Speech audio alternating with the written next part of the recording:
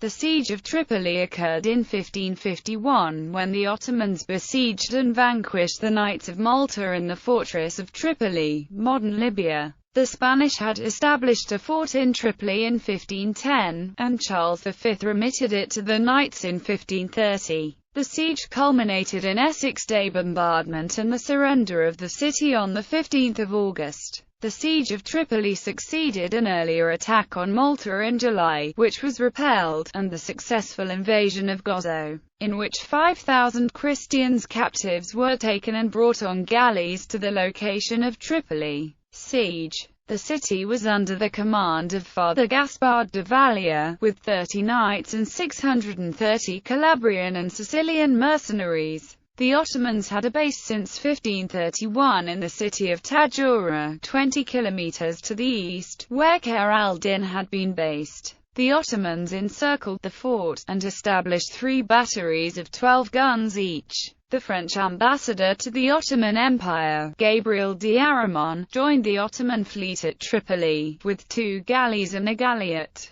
The declared mission of the ambassador was to dissuade the Ottomans from capturing the city, at the request of the Grand Master of Malta, as Malta was not identified as an enemy in the Franco-Ottoman alliance against the Habsburgs. According to later reports, when Sanar Pasha and Dragut refused to lift the siege, on grounds that they were under order to eradicate the Knights of Malta from the African continent, d'Aramon threatened to sail to Constantinople to appeal to Suleiman, but he was then barred from leaving the city until the end of the siege. Soon the soldiers in the fort mutinied, and negotiation for surrender started. The city was captured on 15 August 1551 by Sanar Pasha after 6 days of bombardment.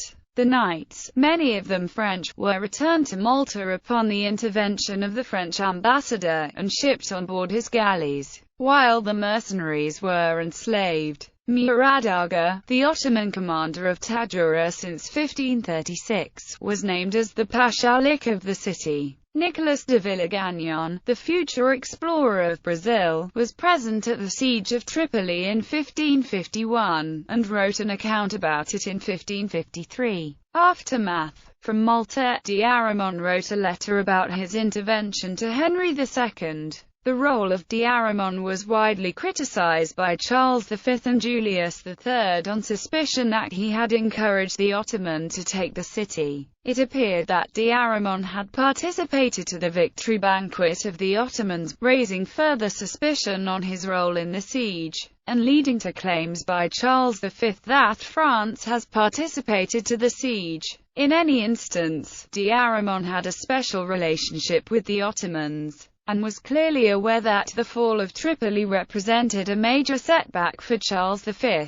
Upon his return to Malta, Gaspard de Valia was heavily criticized by the Grand Master de Medes, who wished to assign all the blame for the defeat on him. He was brought in front of a tribunal, and stripped from the habit and cross of the order. He had been, however, staunchly defended by Nicolas de Villegagnon, who exposed the duplicity of de Medes. The siege was the first step of the all-out Italian War of 1551 to 1559 in the European theatre, and in the Mediterranean the French galleys of Marseille were ordered to join the Ottoman fleet. In 1553, Dragut was nominated commander of Tripoli by Suleiman, making the city an important center for piratical raids in the Mediterranean and the capital of the Ottoman province of Tripolitania. In a famous attack from Tripoli, in 1558, Dragut attacked Reggio, and took all its inhabitants as slaves to Tripoli. In 1560, a powerful naval force was sent to recapture Tripoli, but that force was defeated in the Battle of Jabar.